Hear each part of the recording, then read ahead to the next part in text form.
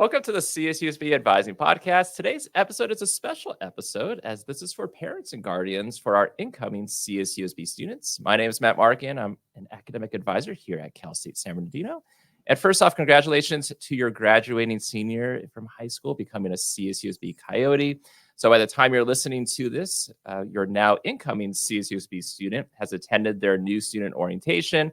So we thought it would be great to not only recap what your student should have learned at orientation, but get your student and yourself as their parent or guardian prepped for their first semester at CSUSB. And to help us unpack all of this, let's welcome our two fantastic guests. First up, we have Maria Domingo, first year experience senior coordinator with the Orientation and First Year Experience Office. Maria, welcome. Thank you. Happy to be here. And let's also welcome Ellie Gault, Assistant Director from the ASUA Academic Advising Office. Welcome, Ellie. Thank you, Matt. Thank you for hosting us and putting this on for our parents and guardians. Yeah, absolutely. And so before we jump into getting ready for the fall semester, can you tell us a little bit about yourselves? Maria, do you want to go first? So I just started at the Orientation and First Year Experience Office, and I've been there for about 2 years now. But prior to that, I was an academic advisor for a couple years for Jack Brown for the major of Business Administration and also for College of Arts and Letters. All right, awesome. Ellie, how about you? I have been on campus for quite a while now, and it's fun to be in this space with two colleagues and friends that I've shared my time on campus with.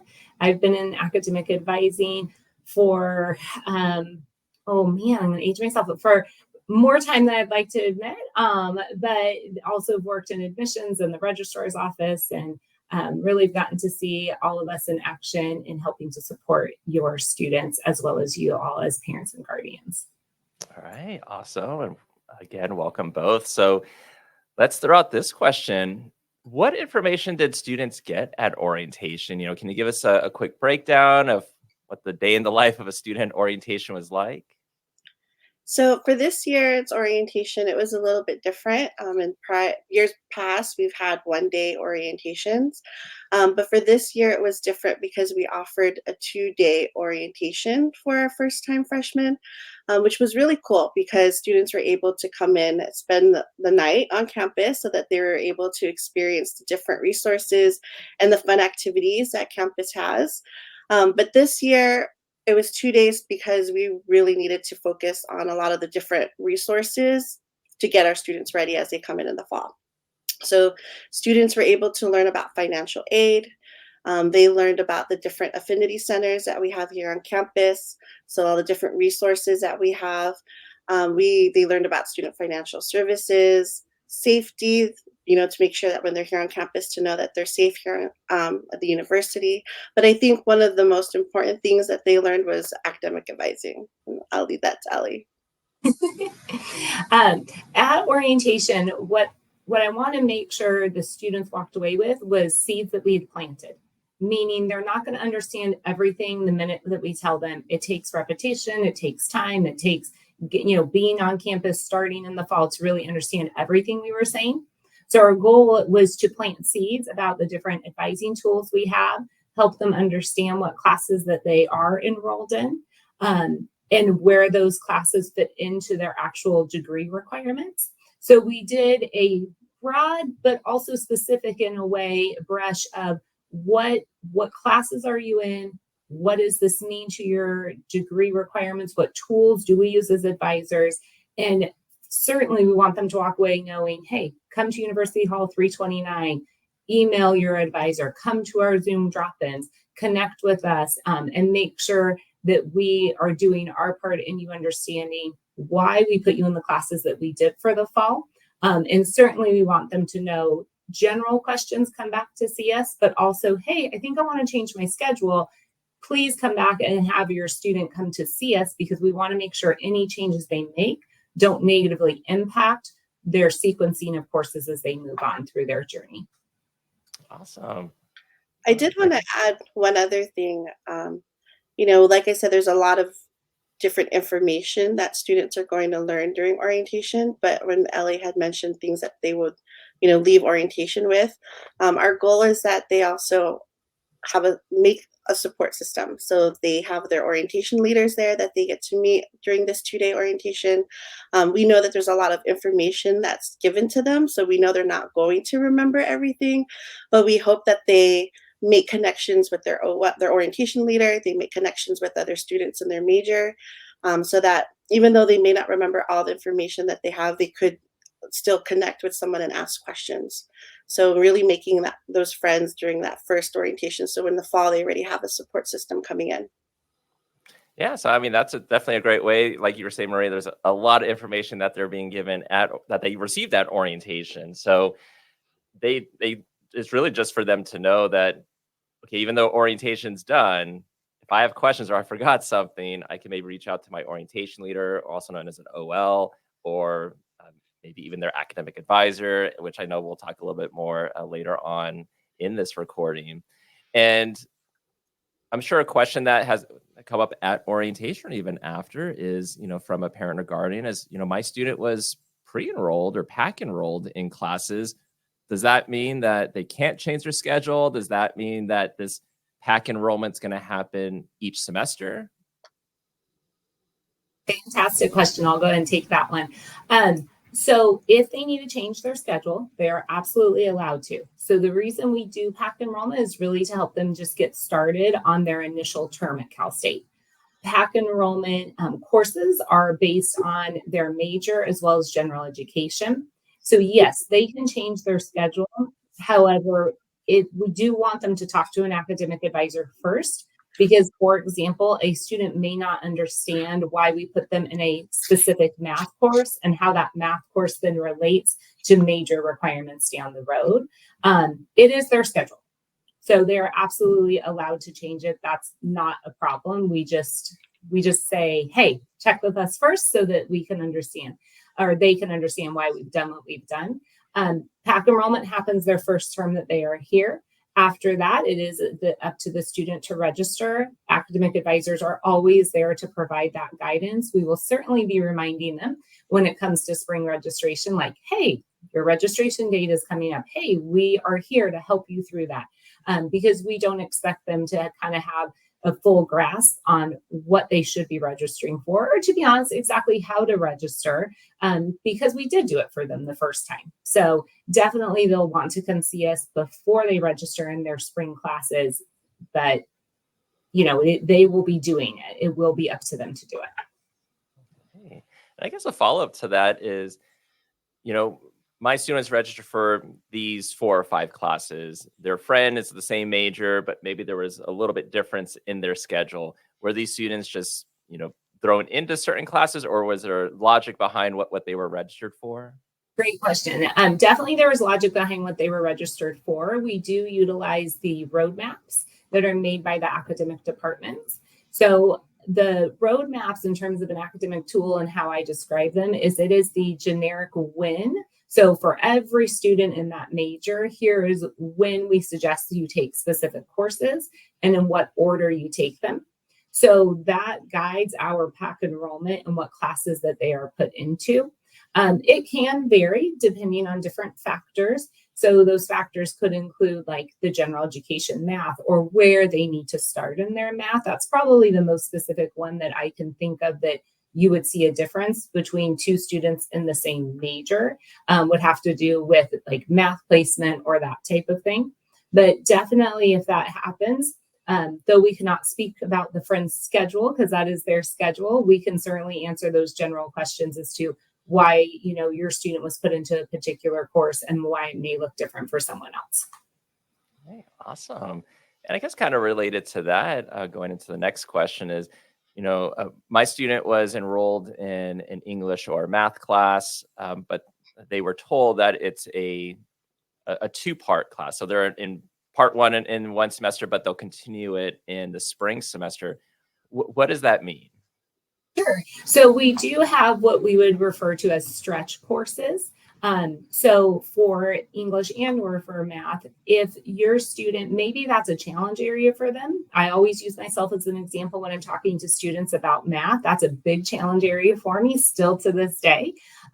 So when I was in college, if we had stretched math back then, it would have been really helpful for me to break the math up into 2 terms because it's the same information if I only took it in one term, but it's spread out over time. So it just allows me to grasp the information and really be able to master those skills versus having to get all of that down in one term. And so that's the purpose for our stretch series in both the math and the English. Okay. And then I know, Ellie, you kind of alluded to the academic advising part. So I kind of want to bring this question back is, what exactly is academic advising and why is it important? And Maria, you were a previous academic advisor as well, so I know you'll want to probably chime in on this too.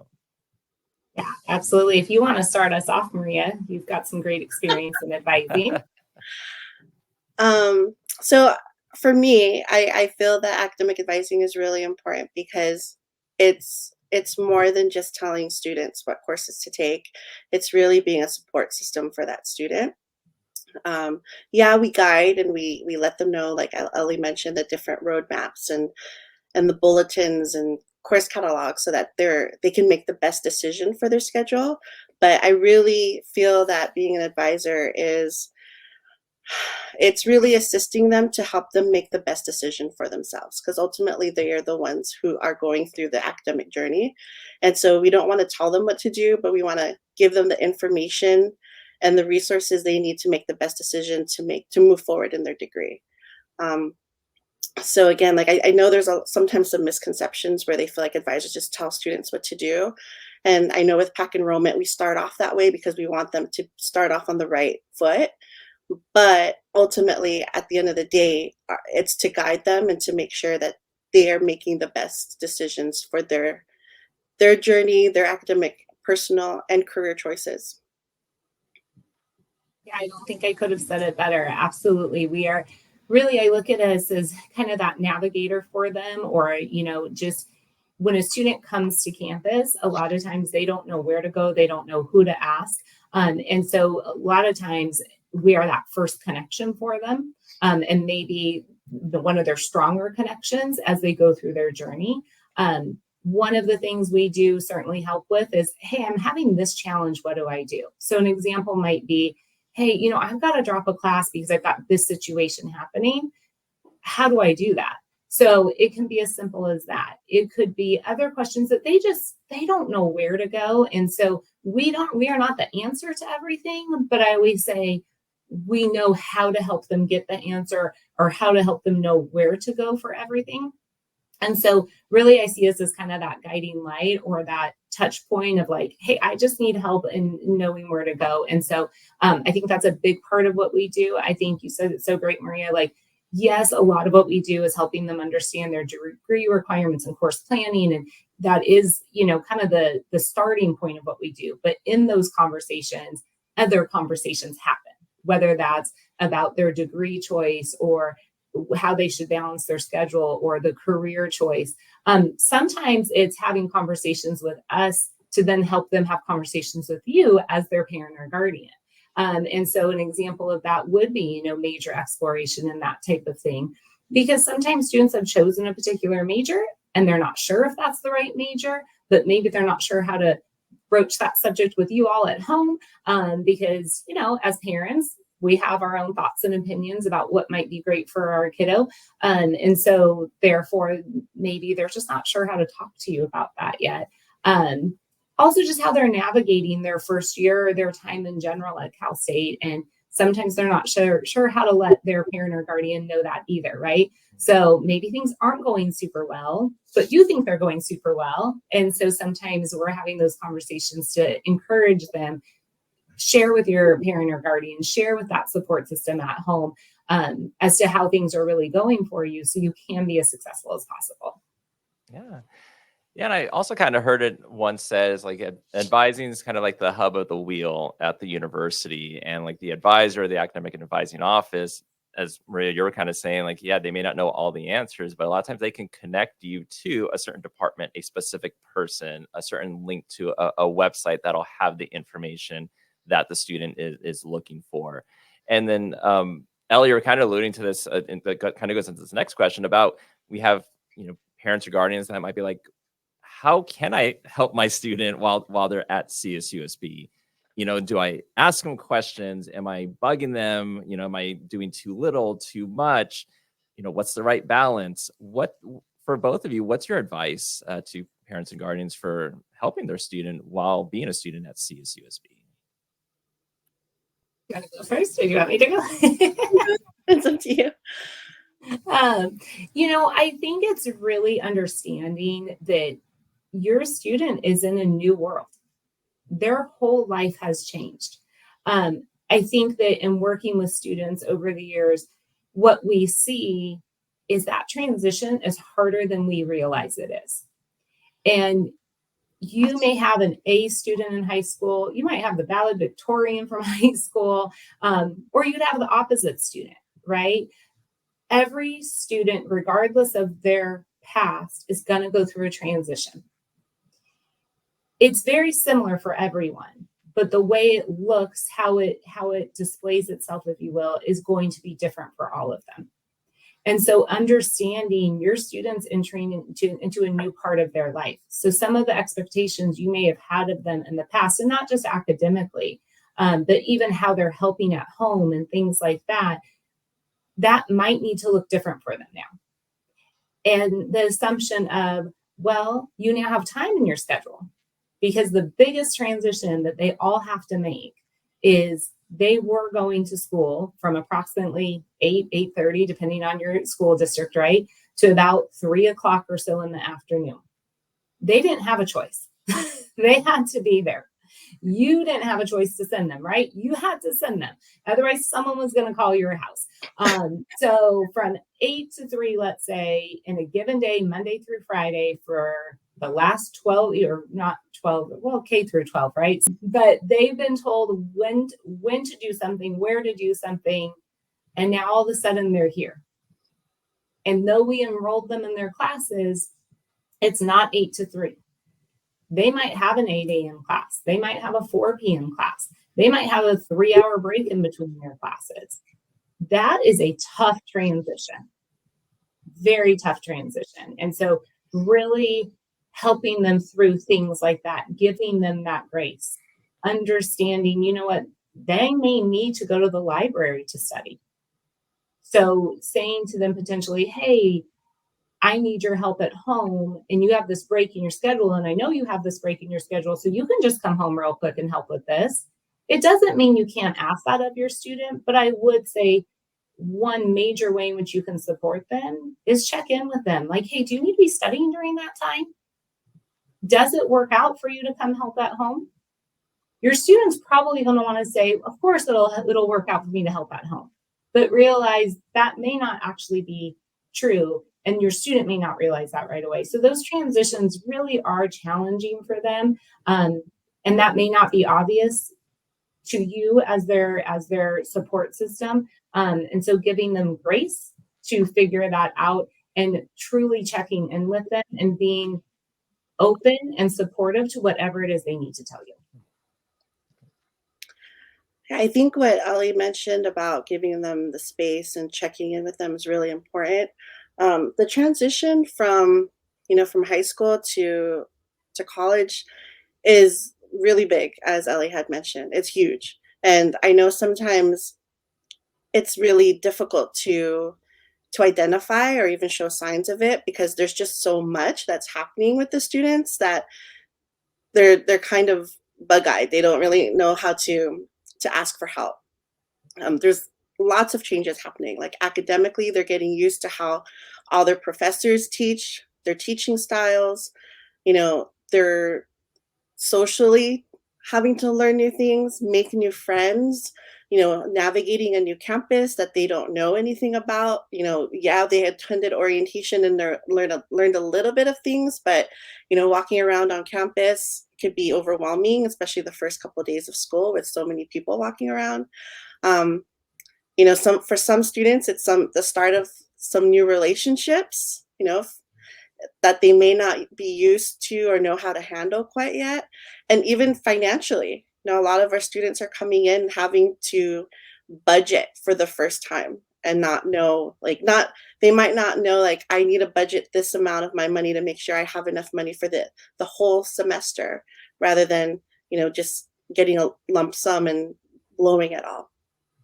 So there's a lot of changes, a lot of transitions that our students are going through. And so my recommendation is not only what Ellie had said with, giving them space and checking in, but really having communications before they start and having the conversation of what expectations and boundaries they need, for the student and for you as a parent too. Because, I know for some of our parents, like especially during orientation, I learned that some parents were like, I don't mind giving you the space, but I need to know what is the signal that you need help so that I can give you the space. But if you're not telling me anything, I'm going to worry. So maybe coming up with those expectations and boundaries of what they need to do so that they can support. But it's also, letting them really experience it for themselves. I know as parents, I'm one of them too. And our first instinct is to protect and make sure our kids are doing okay. But this is really the time that you are teaching them the most by letting them experience and solve their problems, because this is really what they're going to get in the job force when they graduate. Once they learn the things that they need here, they're going to be able to translate that in the job force. So giving them the space and the trust to solve their problems, but also knowing that and letting them know that you're going to be there to support them should they need help, but not just running in there and saying, okay, let me solve your problems for you, because again, that's our instinct to do that. No, all great advice. And I think another question I want to ask related to this, to get both of your advice to parents and guardians, is, Ellie, like you were mentioning, it's not like they're going to school like it was maybe in high school, or it was like Monday through Friday from this time in the morning to this time in the afternoon. And then maybe there's like homework that they're doing after school. It's different. Some classes might be twice a week. There might be classes that's, online, and there's no live instruction for the class. So sometimes they may not know what their student schedule might look like, or if it's like, oh, you're not going to school today, do you have anything that you still need to work on? But also from like a student's point of view, is their class might only be 2 exams and a final. There may not be as much busy work. Can you help break down some of that for maybe a parent or guardian to understand better what the student might be experiencing? Yeah, I think, gosh, that brings up, and so maybe I'll start with this, is the idea of different instruction modes. So maybe that's a good starting point for this. Your student is used to showing up in person, everything happening in person. But here at Cal State, as the same as many universities, if not all universities across the nation, there's different modes of instruction. So some are going to be, like Matt said, they're going to be 2 days a week. They're going to be in person, like button seat type of class, right? There's also going to be classes that are fully online. So we like to, my lights just turned off. So we like to call those the asynchronous classes. So asynchronous online, meaning everything is going to be posted on their Canvas website, or Canvas learning management tool, which is part of their MyCoyote portal. It's all going to be posted there. There is going to be a syllabus, and on that syllabus, of course, the instructor is going to put when assignments are due, when the exams are, that type of thing. They're going to post their lectures online. They're going to post all the things the student needs to complete the course. But they're not going to be required to log in at a certain time. They're not going to be required to go in person at all. So it is 100% on your student to make sure that they're getting that syllabus, they're writing dates into the calendar, that they're on top of that. We also have courses that are synchronous online. So they're going to be completely hosted online, but the student is going to be required to be logged in on certain days and times. Then we also have a hybrid. So maybe one day a week they're going in person, the other day of the week it's either synchronous or asynchronous online. So different modes of instruction. We do certainly have some classes that there's assignments throughout the term, but the grade is primarily or solely based on a midterm and a final. And so the students really having to prepare for that. There's going to be courses where maybe those exams don't make up as much of the grade percentage, but their assignments do, or participation in class. So that's one thing that's different too, is your student's going to go through a time where they might realize, wait a minute, I may not have to show up to class. But that doesn't mean that participation and attendance isn't part of their grade. So a student may realize this, not go to class as much, and then their grade is going to won't be as strong because they will miss out on participation and attendance points. Even if that is not part of how the grade is determined, every time they miss class, they're missing out on content.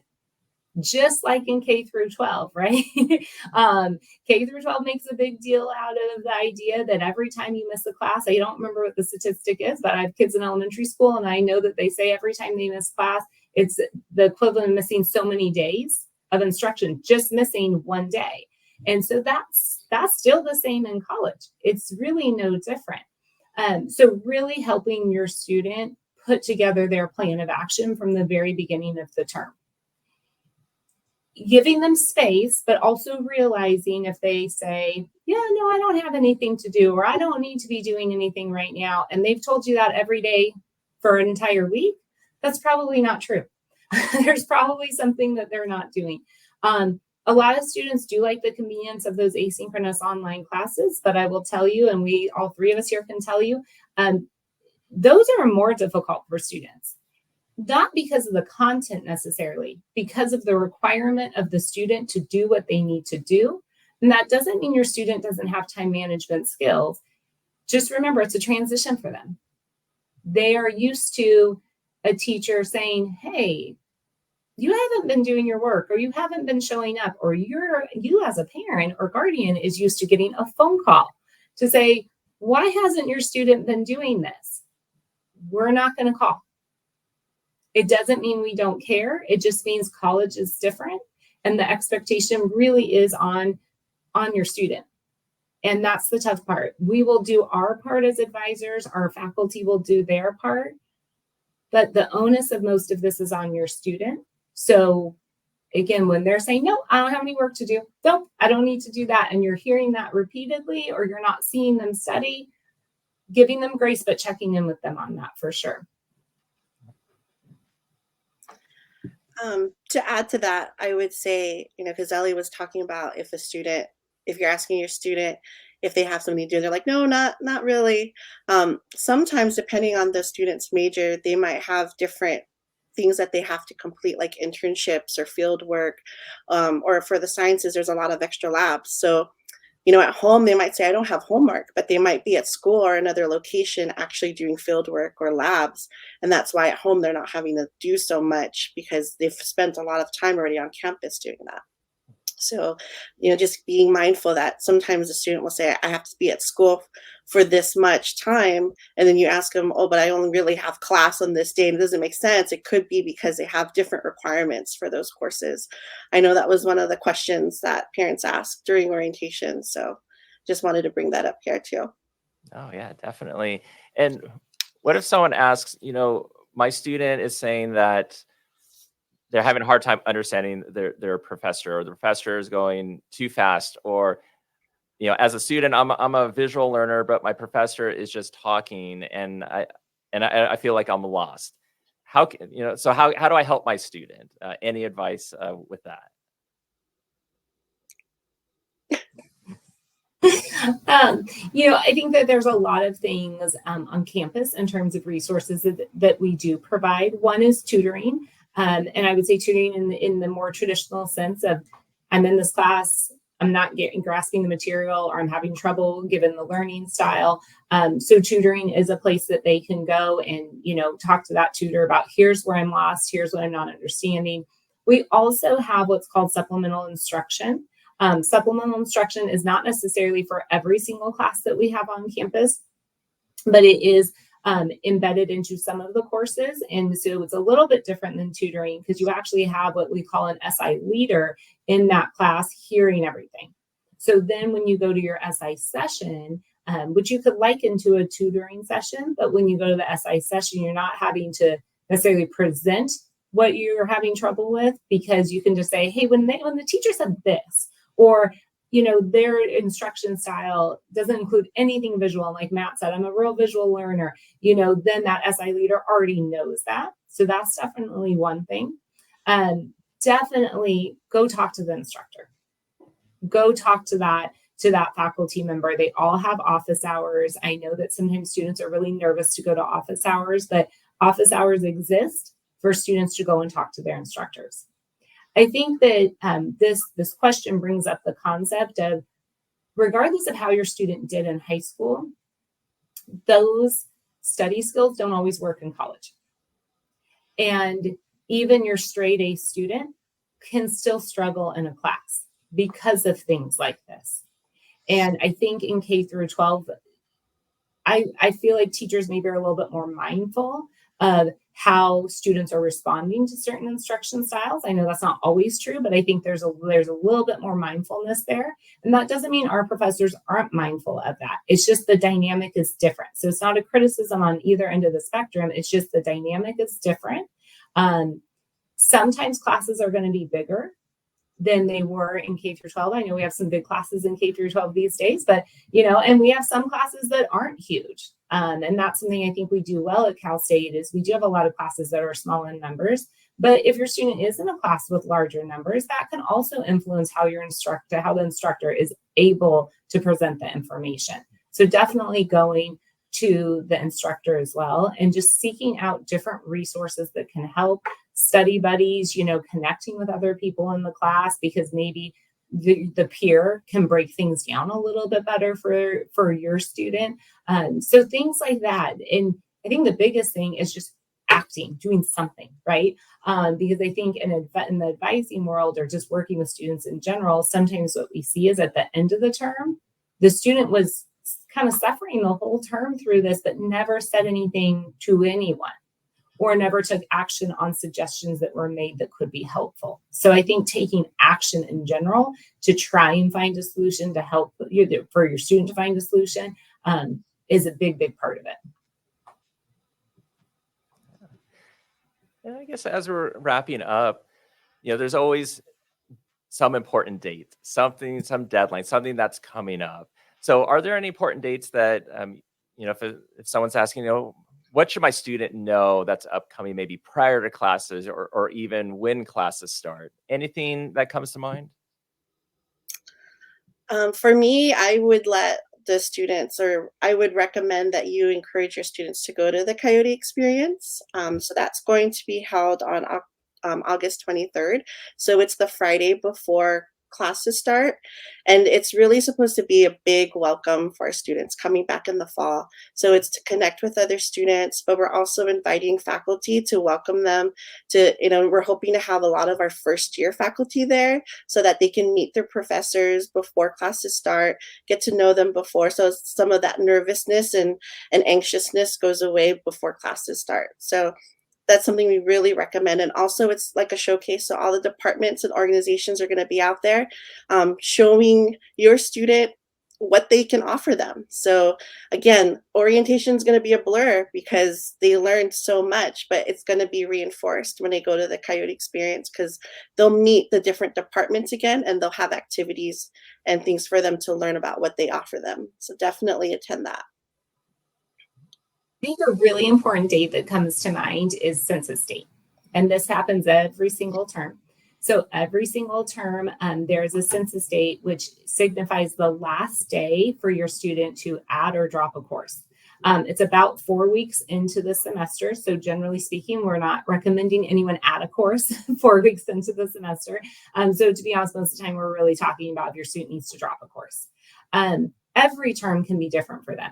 So whether we're talking about their very first semester, their very first year, or their last year at Cal State, or somewhere in between, census date is a really important date because, for example, your student might be enrolled in 15 units and the semester starts and it's feeling okay. And then all of a sudden they're like, oh gosh, like this might be too much for me to take on. Maybe I need to drop down to 12 units or this blend of classes is maybe a little bit too much. Maybe I should have taken some of these classes in different terms and not together.